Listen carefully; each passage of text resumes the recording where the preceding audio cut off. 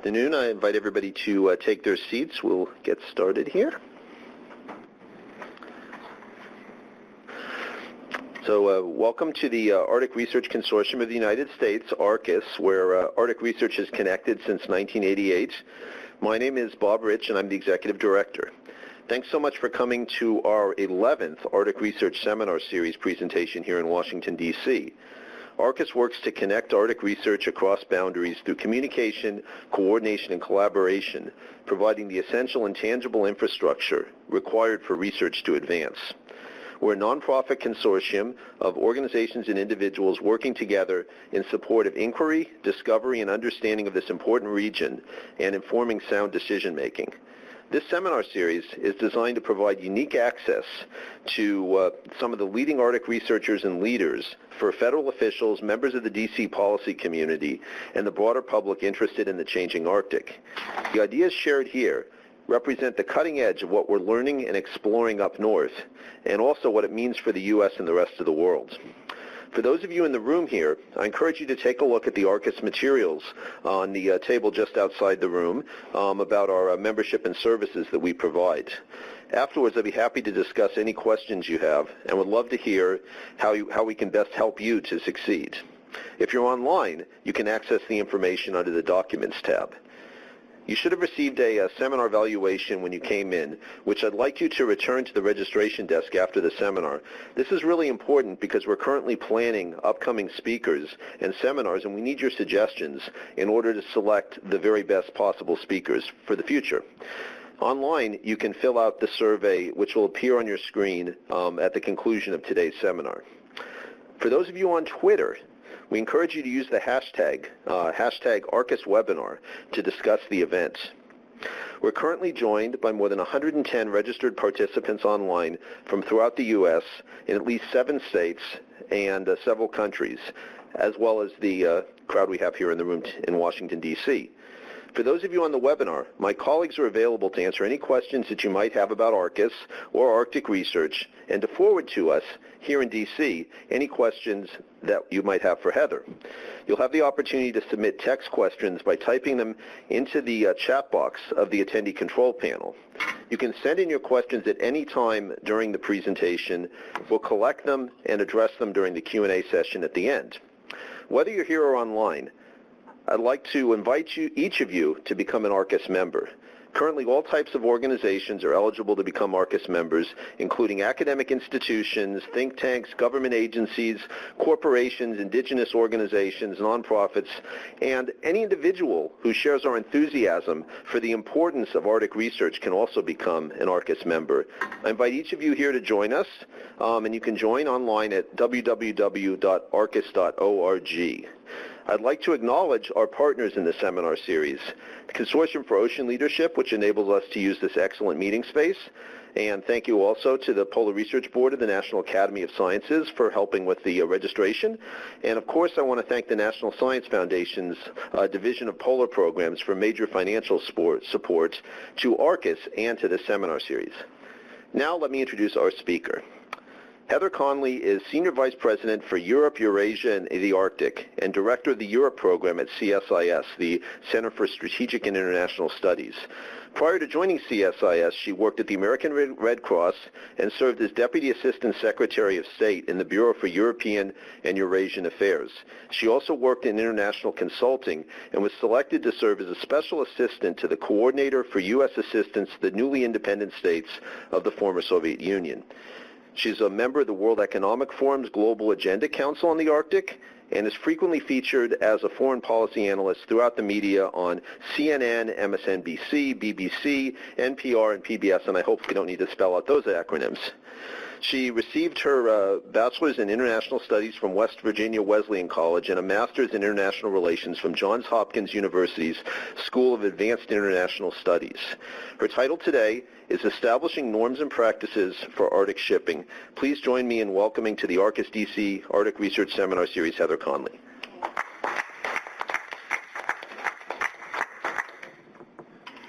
Well, good afternoon, everyone, and good morning to our colleagues that are tuning in from Alaska. A very early good morning to you.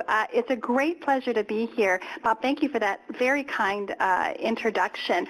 I have to do two apologies in advance. My first apology is that I have a love-hate relationship with PowerPoint, and so I tend not to use it very much. I do have some maps, and I apologize. I know webinars, really, it's helpful to have PowerPoints to help you through, so I'm going to apologize that you have to stare at my mug for the next 20 minutes or so.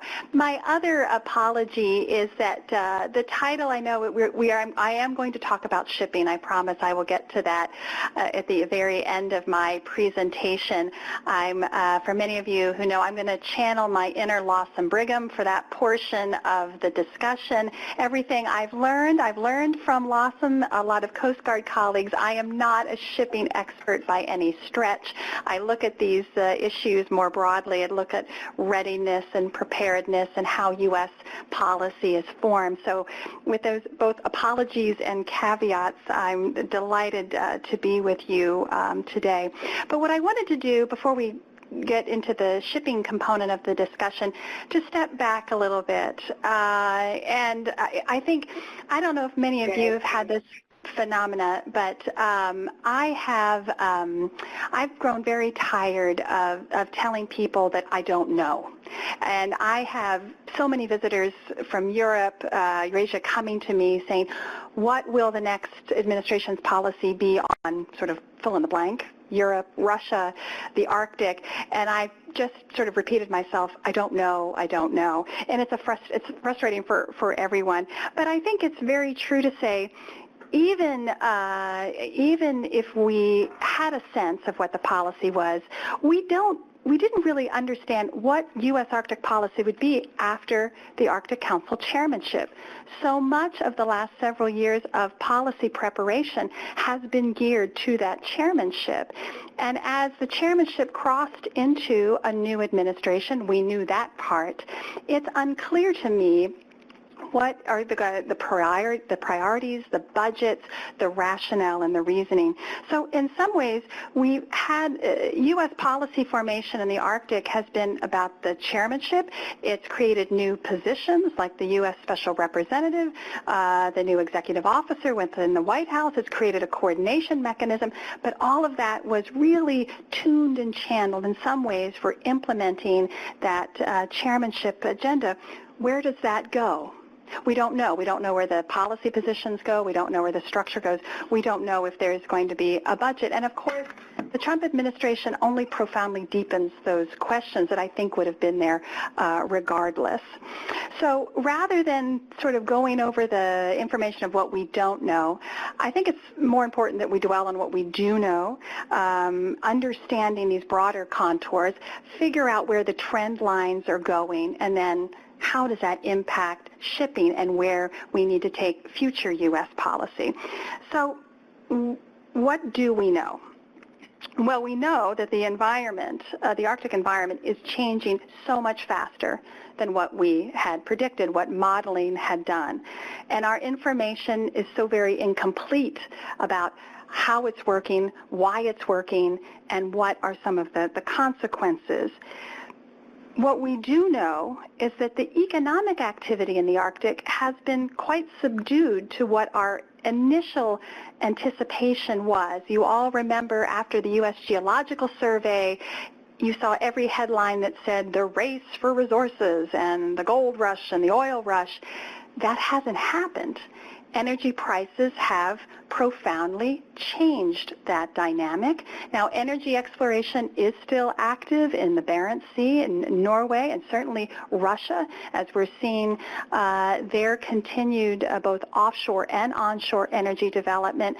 But that great energy boom in the Arctic has not happened.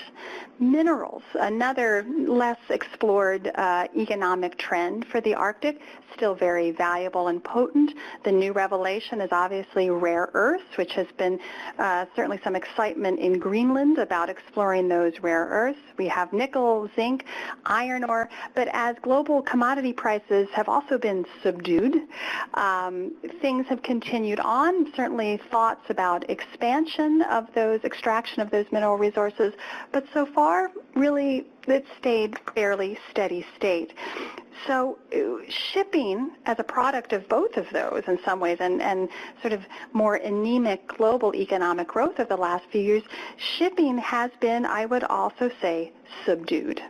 We've seen exploration of potential routes. Obviously, the Chinese and sending annually a COSCO container ship transpolar once a year is exploration.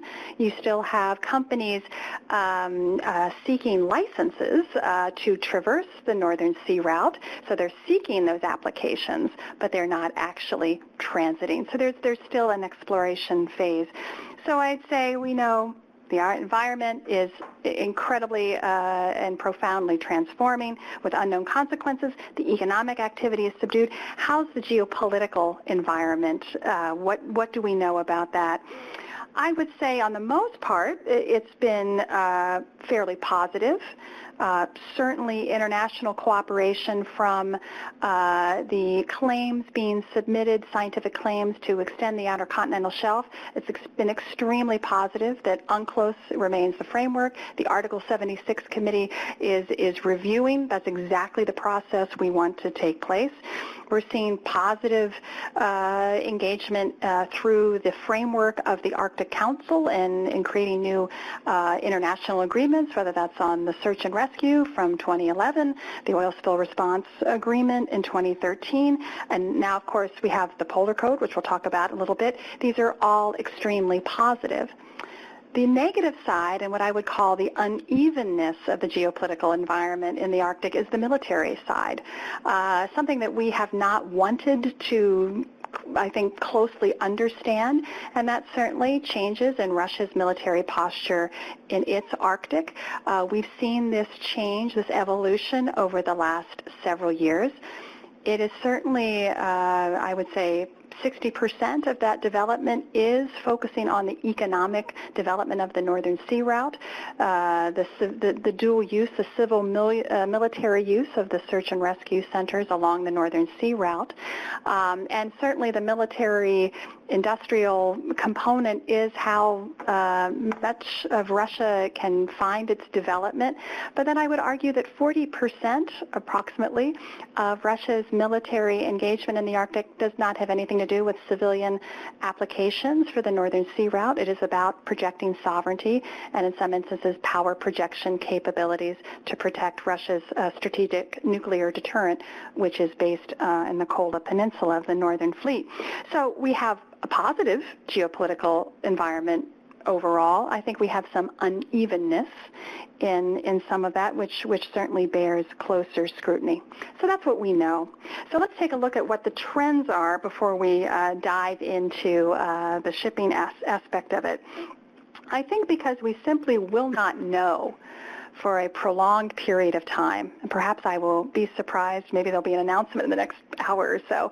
I don't believe the new administration is going to focus on the Arctic per se as a major initiative, at least for the first year. So many issues have yet to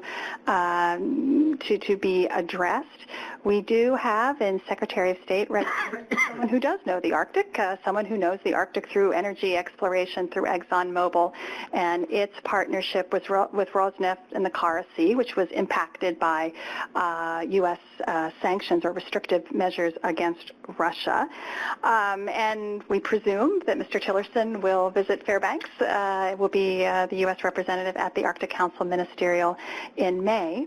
And I think that's, again, a positive that we hope to see that continuity. But I think we're going to see in this period, one could argue you, a vacuum of executive branch leadership, I think Arctic policy is becoming much more congressionally driven. And I think we have to understand how that works. Particularly the icebreakers, I think it's clear this has become a more congressionally driven mission and mandate with the Obama administration providing, $150 million initially was thinking for starting the procurement process for a heavy icebreaker, and Congress saying, no, we'd like $1 billion. We'd like to jumpstart that process. And certainly we're seeing Congressman Hunter and others pressing. And so in some ways the administration's a hair reluctant about this, and it's more congressionally driven. I also see Congress playing a more fulsome role on the security component of this, certainly from the Senate Armed Services Committee and others, paying more attention to Russian military events and positioning and how that affects U.S. strategic interests. I think as we watch the confirmation hearing of the Secretary of Interior, Senator Murkowski was playing a very strong role in thinking about how the Department of Interior's policies may change and address some concerns that Alaskans have voiced. We've had the creation of the Senate Arctic Caucus and the House Arctic Working Group. They're growing and building their Arctic knowledge. So in some ways, I think Congress will play a larger role in the formation of U.S. Arctic policy. I think the big, and I'll get back to the what we don't know, it's inevitable, is again what the administration's impact will be on the science agenda in the Arctic, which was obviously, as I like to say, the United States is a science power in the Arctic. That is where our budget is. That is where our energy, and certainly throughout the Obama administration, that science-driven agenda was clear. We don't know. If anyone around the table and on the webinar can offer some thoughts, I would welcome them.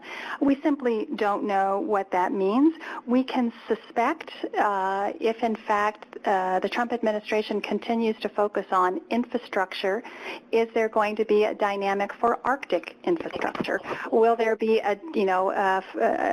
will there be congressional drive as well as administration drive for that deep water port that we have assessed for many years but have not resolved? Will there be additional examination of other types of infrastructure to help build capabilities and readiness in the American Arctic? So I think these are unknown questions. We know there's not a budget put forward for any of this. That's we do know. We don't know what the new administration's Arctic priorities will be. So a lot of this is some speculation and guessing. So with that massive windup, now let's talk a little bit about shipping and trying to get a sense of what all of this means, this bigger picture, to shipping. The good news is as we've looked at this issue, we've had some great foundational work that was done through the AMSA study in 2009. I think all of us that have worked on long studies, and it's been grueling work, we sort of say, ta-da, we did it, and it sits on the shelf, and we go on to our next study. But AMSA has been a living, breathing document in some ways. Those recommendations remained relevant, and in some ways helped build that impetus for the mandatory polar code, which has now come into force as of January the 1st.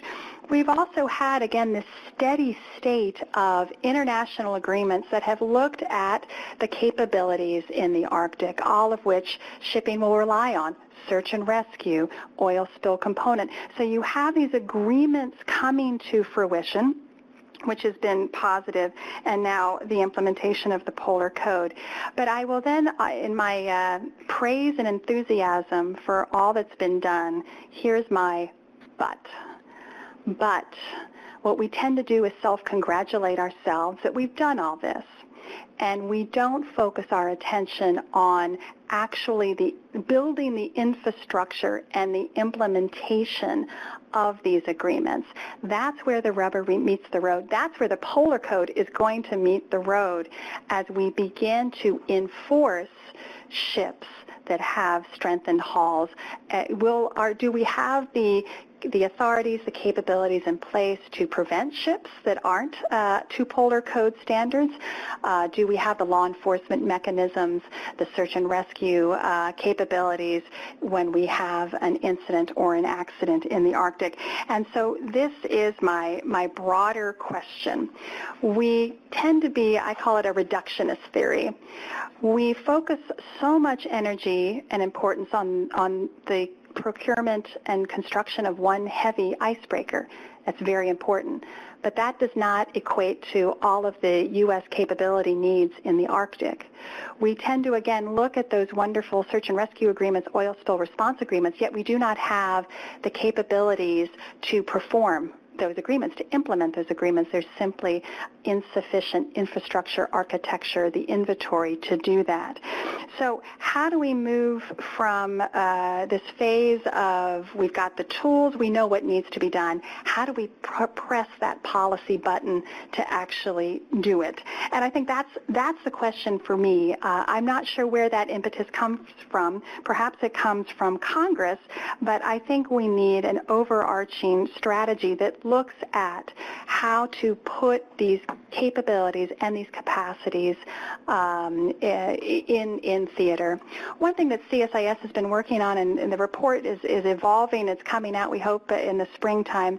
We've tried to do a pretty deep dive on looking at the Bering Strait. As again, if we see, and the numbers are important to look, particularly for the northern sea route. Again, when I go back to what we do know about the subdued economic environment, in 2013, the northern sea route had 71 through transits. I'm not talking about the traffic, the coastal traffic along the route, but transits through. In 2016, this decreased to 19. So again, we don't have this great explosion of growth. So now is the time to prepare ourselves to get ready for growth that will eventually come. And we think a place to focus and prioritize for the United States is managing the Bering Strait. The Coast Guard has recommended a vessel traffic management scheme. Again, a creation of, think of it as an ocean highway. And step one, we've got to hydrographically map these highways before the LNG carriers are coming through the Bering Straits to go to Yamal Peninsula to take the LNG gas from Yamal to Asian markets. Now is the time to get the satellite coverage, the communications. Now is the time to work bilaterally with Russia to create that vessel traffic management scheme, because if we don't do it now while the transits are low, we will be playing catch-up and responding to potential incidents if we don't do it now. So that, for me, is one very critical area of looking at the Bering Strait and figuring out how we can add that greater protection of U.S. coastline, how we can help ships safely navigate that narrow passageway. That's just one area where we can prioritize. I think in some ways, as we look at the shipping, the practices, the broader, it's almost too large for us to tackle. What do you begin with first? Do you begin with mapping? Do you begin with satellite communications? Do you begin with putting another Coast Guard station much closer to the Arctic Circle? Do you put runways? Do you put hangar space? Do you start there? Where do you start? We need to begin to prioritize. We've offered a thought piece on beginning to focus on the Bering Strait.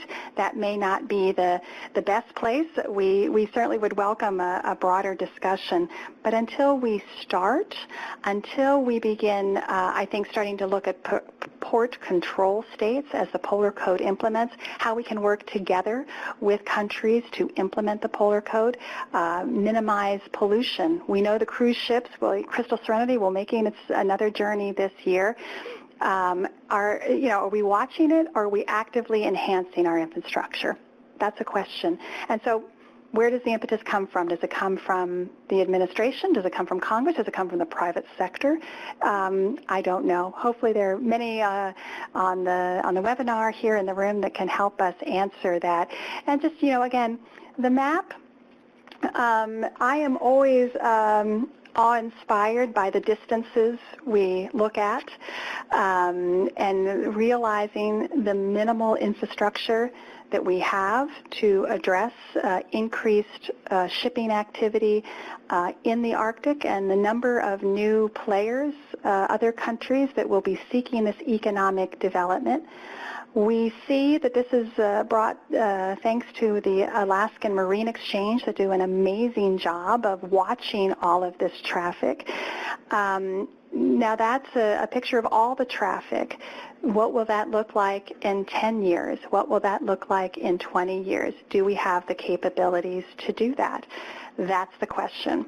So I'll begin where I began. There are many things we do not know about what the future of U.S. Arctic policy is.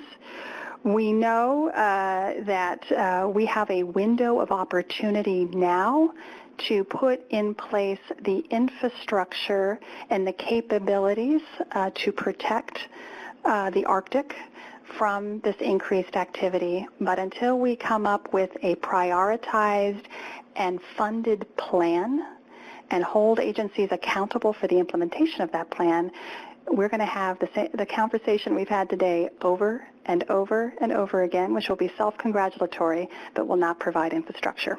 So with that, I will end and look forward to your questions.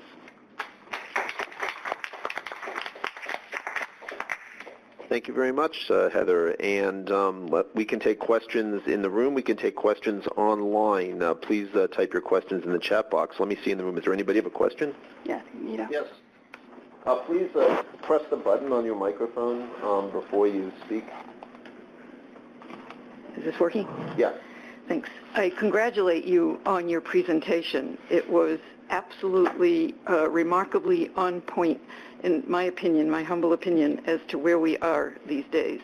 I think the Bering, so I just came back from a Fulbright looking at Arctic issues on offshore petroleum, actually, on the other side. Mm-hmm. But the Bering, to me, is the exact right place to begin a policy examination and review of U.S. policy, because after all, that's where Alaska is. And secondly, to your point of the relationship with Russia and the geostrategic dimensions, there is no question in my humble mind that that's exactly the right place to begin.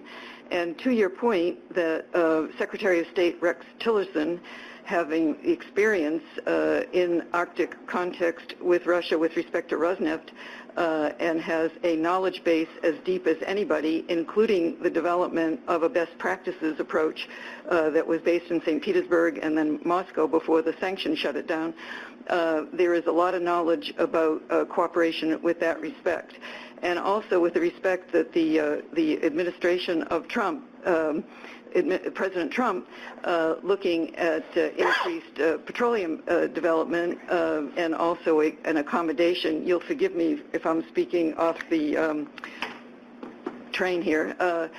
With respect to accommodations that can be made with Russia, where accommodations can be made, I would say for every possible reason, for geostrategic reasons, for reasons that have to do with the implementation properly of the Polar Code and harmonization of standards, with respect to the kinds of joint initiatives that are already ongoing in the Bering, the IUU agreement on September 11th of last year, for example, and a variety of fishing, search and rescue, and the recent Coast Guard agreements to operate cooperatively with each other. I think there is an absolute moment to make this as a centerpiece in a certain sense with respect to where do we go from here.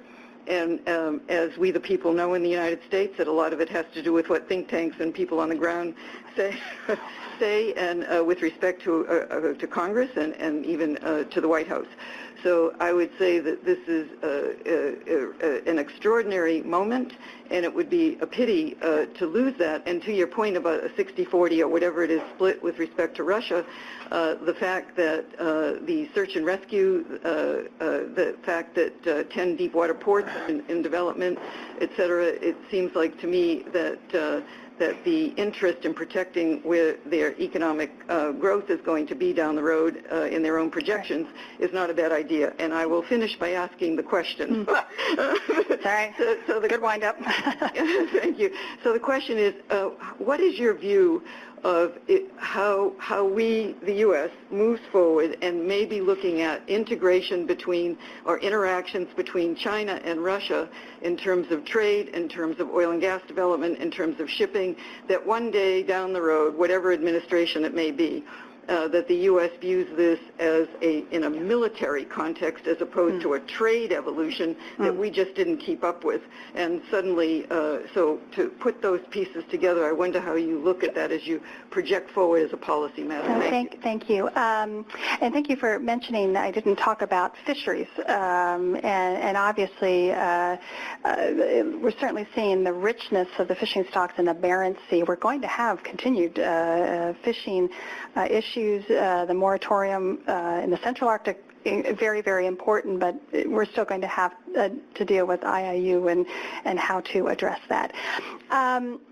You know, I think there's some limitations to the role the Arctic can play as far as the U.S.-Russian relationship overall.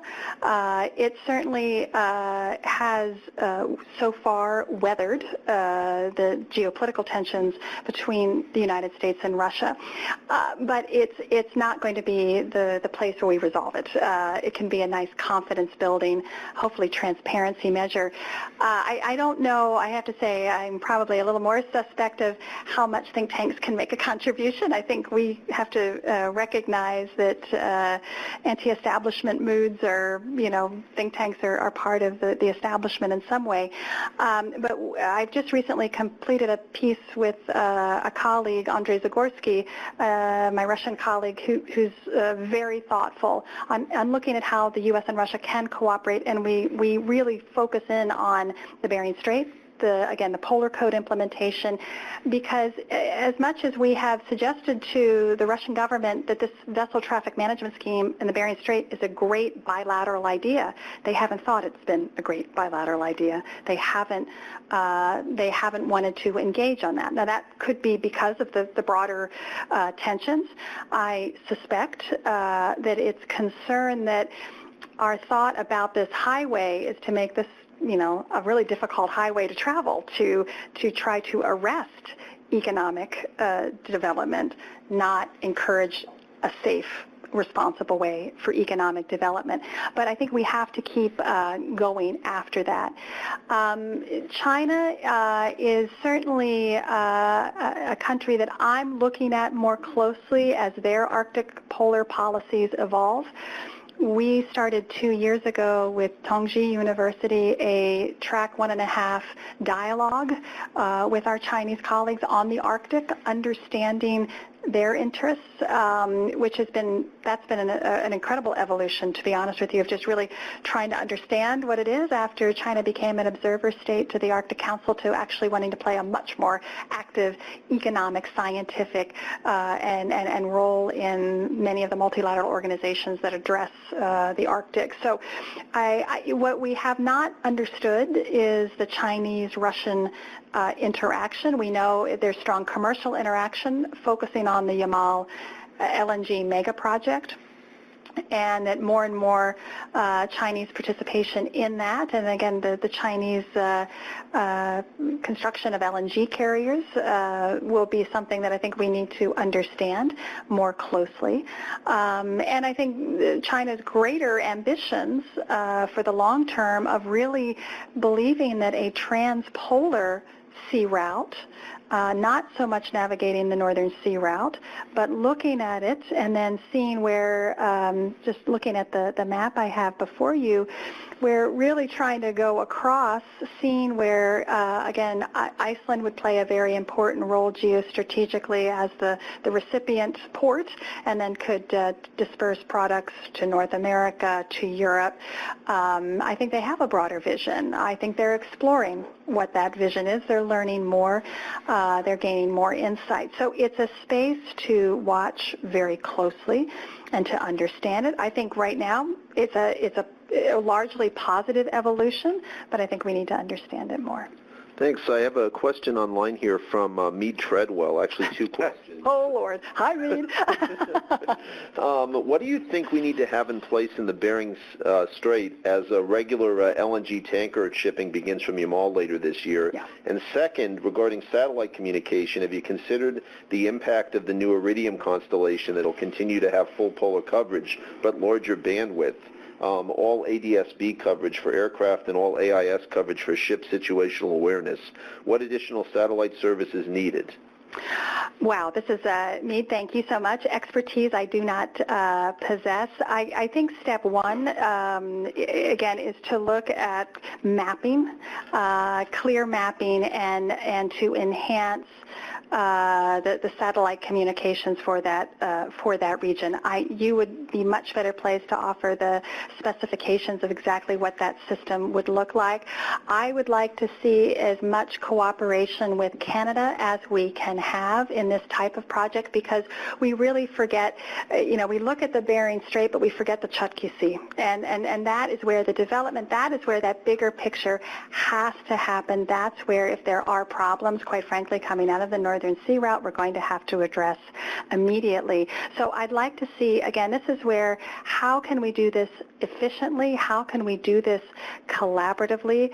But as you said, Mead, it's happening now, and we do not have the requirements there to meet it.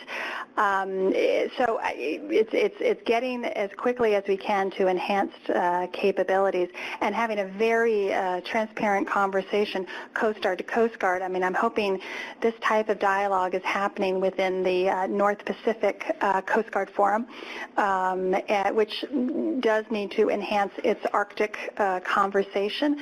I'm wondering even if the Arctic Coast Guard Forum, now that it's been constituted and is feeling its way through its agenda, where it should not be very specific in inviting some observer states, like China, particularly those countries that are going to have vessel traffic within the Arctic. How are they, number one, how are they adjusting to the polar code? What are their standards? How can we work together? There's some terrific models of, and we've actually, again, this concept that we've been exploring with my colleagues, Andrei Zagorski, was, can we create an information clearinghouse, a bilateral U.S.-Russian marine exchange, if you will, to help with polar code implementation, work through the Bering Straits, get that information sharing from the Russian system, our systems. How can we collaborate on data? So a lot of great ideas. I would love for your thoughts specifically on what's needed. I'm just not technically capable to tell you what that is, but thanks for the great question. And now I have a simple question from Ann Quistgaard. Shouldn't UNCLOS be ratified, and what are the prospects? I knew that question was coming. Thank you, Ann, so much for asking it. We have Caitlin Antrim here, who's probably done the whip count already for the new Congress. To be honest with you, I think we're going to continue in the framework of not ratifying UNCLOS. That has been the environment of which we have existed for the past 25 years. We will continue to likely exist in that suboptimal state. I don't know if once the claimant process really begins to take action actually happens, where not only does the Article 76 committee adjudicate the claim, but that we have bilateral negotiations and now issues are being resolved and the U.S. continues to be absent because it cannot submit its claims. I don't know what it will take, but I cannot imagine, but I'm happy to be totally surprised that the new administration would put this in any way a priority. Quite frankly, as I said, Caitlin can maybe pop in when she asks her question, whether the composition in the Senate would be any more positive towards ratification, but hope springs eternal. But I have to say, I don't think it's going to change. We're just going to be where we are, where we have been. We're just going to continue to miss opportunities every single day. Okay, so, well, Caitlin, why don't you fill in? Can you get a microphone, press the button on the mic?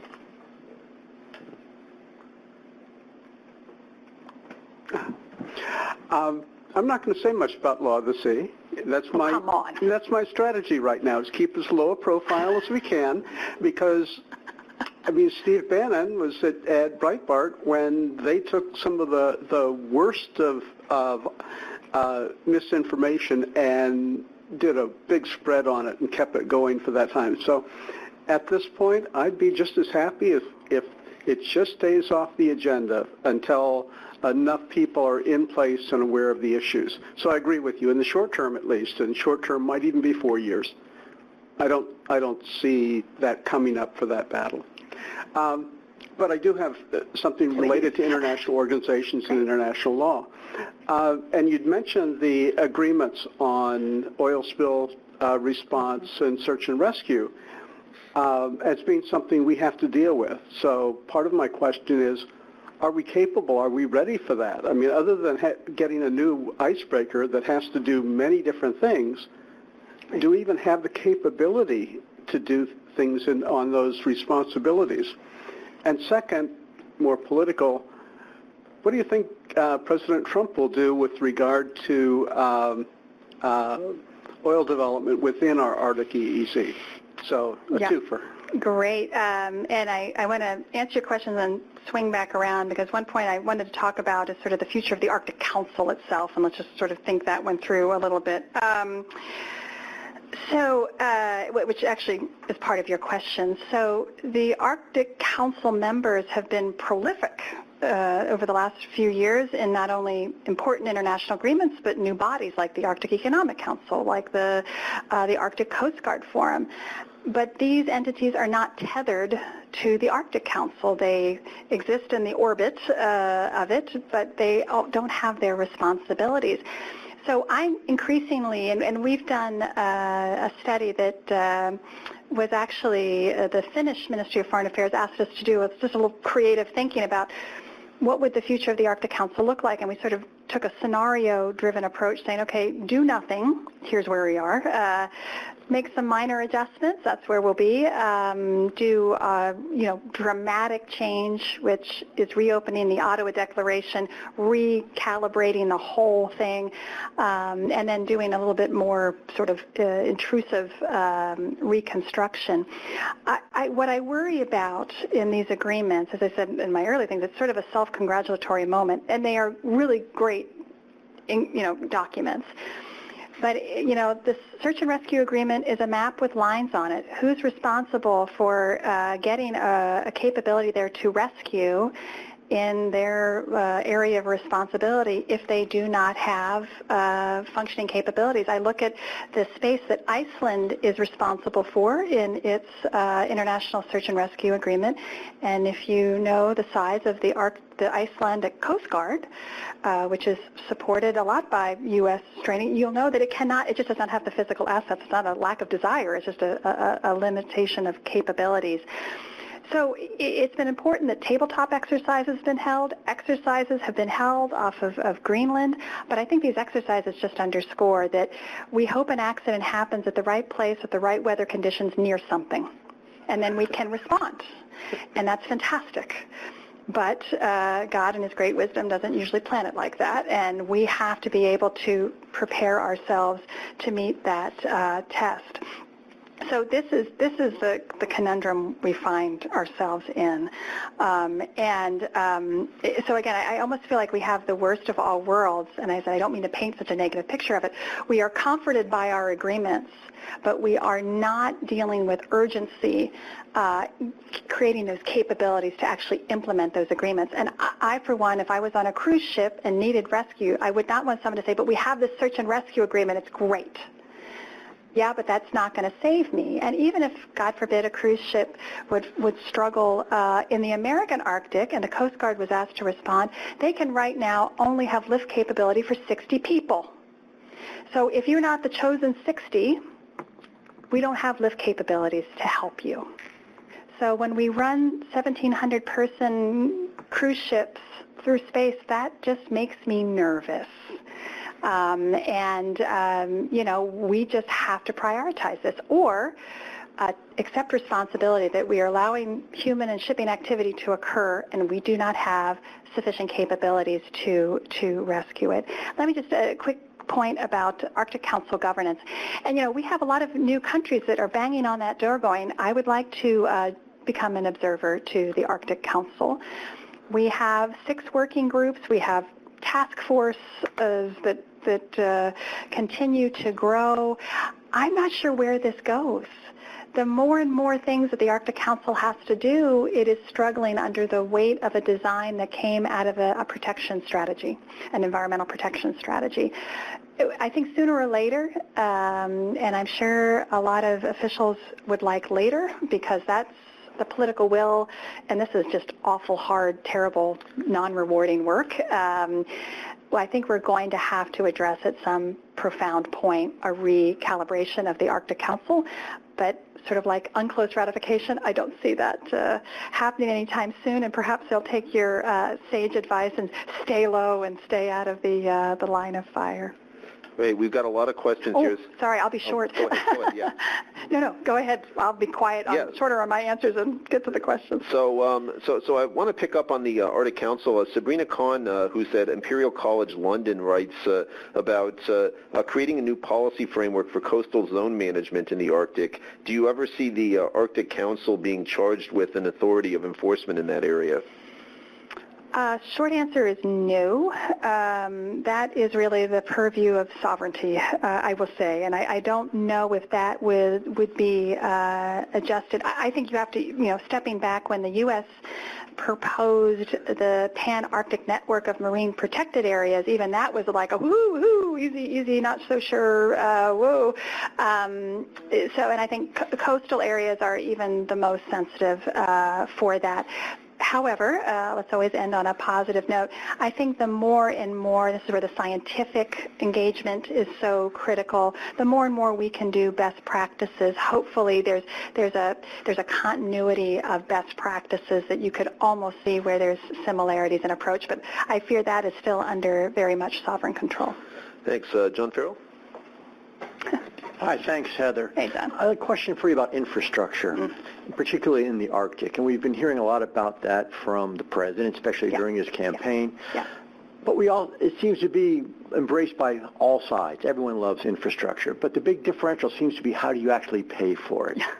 So I'm curious about your thoughts, given the kinds of infrastructure needs in the Arctic, water and sanitation systems, ports and harbors, and the predilection of, say, Republicans to look at perhaps tax breaks, private-public partnerships, things that can be monetized, versus a Democratic approach which might be characterized as, well, open the Treasury and spend.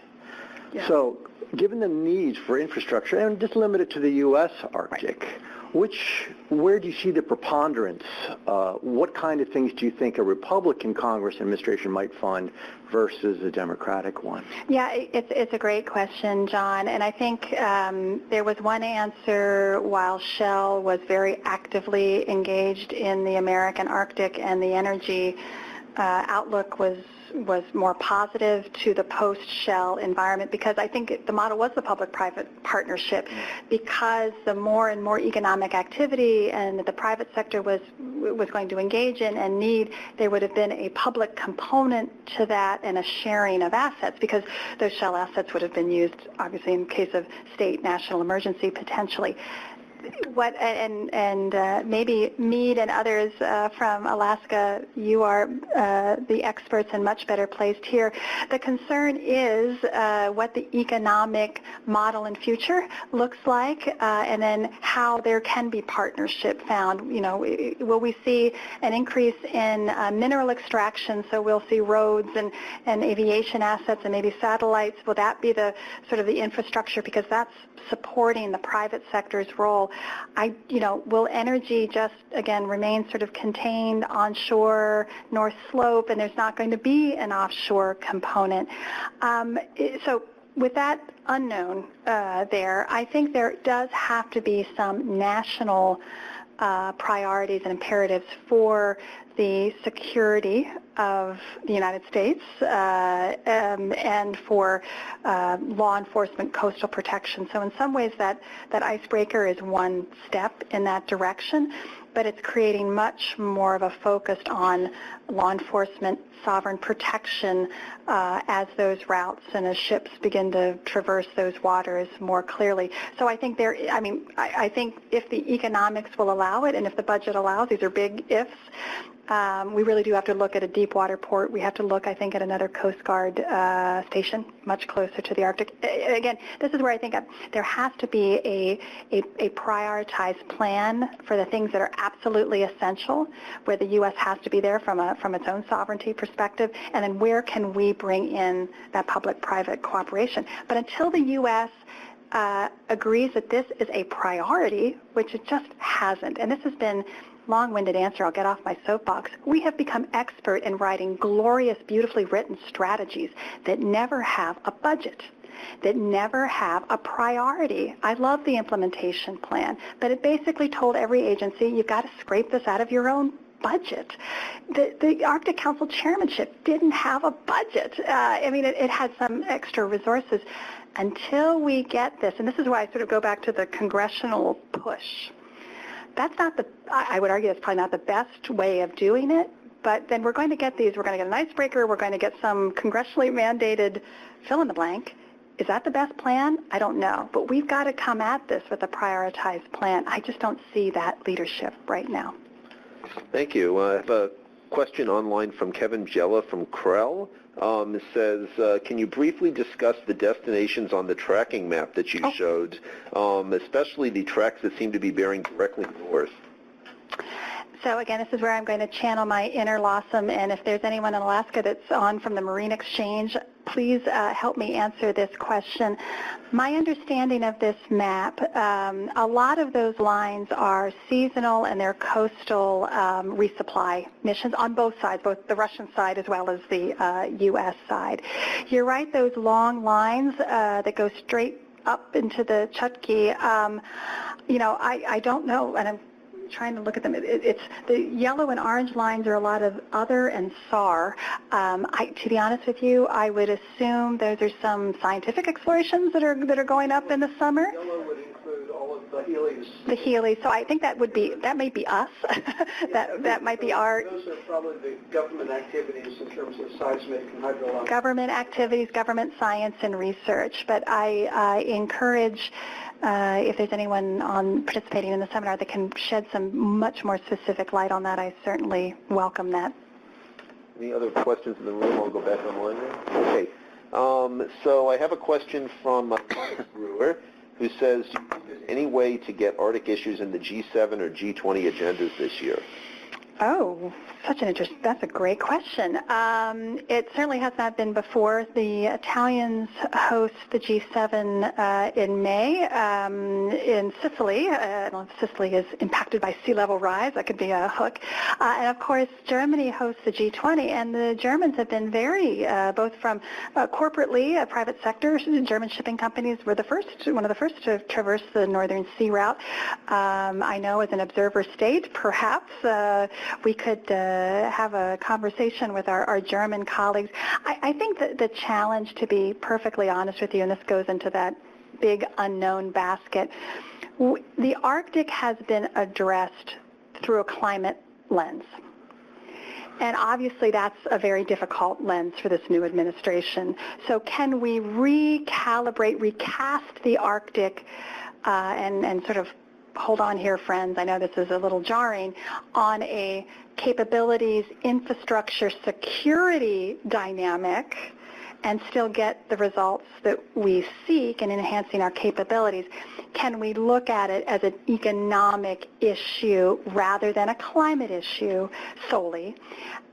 Now that runs counter to what many believe and support, and I fully respect that, but that could be one way, and this is where you could have the Chinese, the Koreans, the Asian, Japanese countries interested in thinking about the future. You'd have German shipping companies, obviously European Rotterdam, looking at the potential here. You could see where that would work, but it would be recognizing that we're not going to view the Arctic solely through the climate lens, and that's certainly an abrupt change to what our policy has been previously.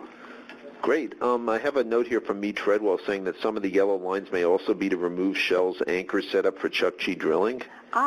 Thank you so much. I really welcome this is a team webinar approach here. Thank you so much. Bob, we had a question in the room here. Yeah, thank you. Yeah, it's going back a little bit to the congressional thing. You're talking just now about recasting from climate to capability, infrastructure, and security. I'd note that as we move away from climate, we move away from a international global perspective to a more, first of all, Arctic states, and then really domestic, as you talk about infrastructure. So I guess my question is, with the congressional interest, do you see that as pushing most strongly in the domestic side of helping our Alaskans and our own citizens, and how does it really move into the international side? It seems like when you talk about Department of Interior, you're really talking about domestic. So what's the balance? You're talking 60-40 with other things. I mean, what's your sense of where congressional will be with the international focus versus a domestic one? Thank you. It's a fantastic question. I probably would tell you my bias, because we've had such a lack of domestic sort of understanding that the Arctic is a national imperative. It's not just Alaska's problem to address, that we need to do a lot more spade work on the domestic side. No one is going to build infrastructure for the American Arctic. That's our responsibility, to protect our citizens, to protect our coastline, to ensure that we know who and what's coming through our waters. I mean, that's our job. It's no one else's job, and I don't think we've been thinking about how best to do that job. So I think in some ways, I feel like the scales have been tipped a little bit too much to an entire sort of an international perspective, which, look, you can't do the Arctic unless you have international cooperation. I'm not suggesting that. But we've got to restore the balance of we've got to do what we need to do that protects the United States. So you're right, finding that balance. It is both a domestic, but we can't do it alone. You can't do the Bering Straits without Russia. You cannot do the type of cooperation we're talking about without Canada. You can't do it without a broader multilateral context. I think the good news, and this is as much as I'm probably a little too critical of the Arctic Council's effectiveness and processes and organization, I think the one thing that the Arctic parliamentarians have done, and I think Senator Murkowski has been a wonderful example of this, actually when parliamentarians can come together and talk about how they're addressing it to continue to work that. So that parliamentarian is responsible for their constituencies, but when they have a broader framework of how others are dealing with that, that's a way to sort of overcome the domestic versus the international. We may have to sort of grow this first bilaterally, then trilaterally, and then grow it multilaterally. That could be a way to sort of begin domestically and then grow it. But I just, as I said, my frustration is we talk, but we do not fix our own domestic situation. And I just think that's our own vulnerability, and that just must be corrected by the United States. Yeah, speaking of domestic, I have a question from Ann Garland here. What's your opinion about local communities being responsible for response to mass casualties from shipping? Is this the expectation, and how are we going to prepare and train local emergency medical and search and rescue for these kind of responsibilities?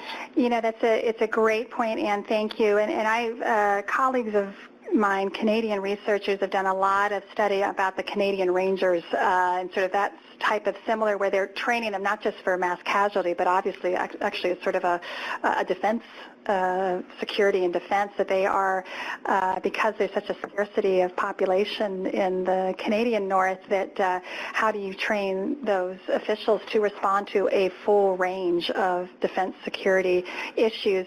I think this is something that has to be examined, and it's a way, number one, to bring the communities and to gain to work with that great traditional knowledge and how to work together, but they can't do it by themselves. There are going to have to be state and federal assets to bring to bear to that. I think this is where the Coast Guard, that already plays such an important role in Alaska, how can we magnify their role? And I have to say, just as a sort of tripped comment, as we continue to look to the Coast Guard for leadership on this, my concern is that right now the Department of Homeland Security and the Coast Guard, the border that is absorbing all of their time is the southern border.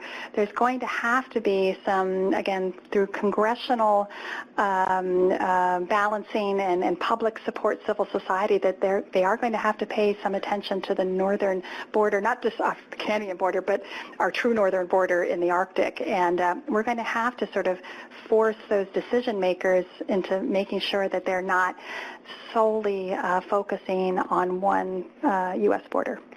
All right, well, I think we can take one more question online and one more in the room. This one is from Daniel. It says, and this is a little different than what you've been talking about, but are there any efforts being taken in the Council or the IMO to mitigate the effects of shipping on marine mammals or living resources in the region? Thank you. I'm sure there's some great work being done in the Arctic Council working groups and PAIM and others.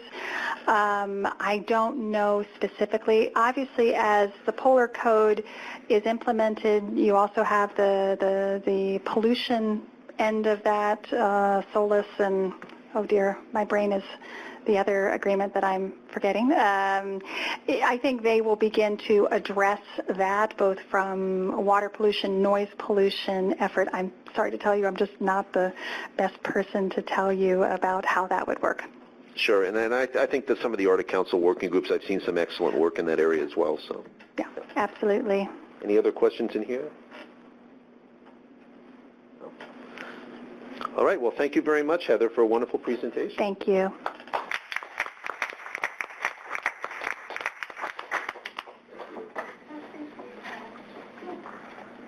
So just to wrap up then, let me share a little bit of information here about what's coming up. We have the recordings will be made available online on our website. You can see here. Again, please consider becoming an ARCIS member. I'm happy to talk with you about all the benefits and value of doing so. We have a couple of great speakers coming up in the months to come. In April, we have Mia Bennett, who's one of the leading Arctic bloggers, who's going to be talking about some of the research and geopolitical issues. And then in May, we have Robert Carell, who's been around the Arctic for a long time, talking about some of the perspectives that he has on recent developments. On March 24th, if you happen to be in Anchorage, Alaska, we're going to be hosting, in connection with the University of Alaska Anchorage, a Anchorage Arctic Research Day, which is the first time for the Anchorage Arctic research community to come together and really celebrate the role of research in the community of Anchorage. Beyond that, I encourage you to stick around, have some cookies, beverages. For those of you online, I'm sorry I can't offer you cookies, but whether you're here or online, please do fill out the evaluations you were given or we'll see shortly on the screen. And thank you very much for participating. I hope everybody has a great day.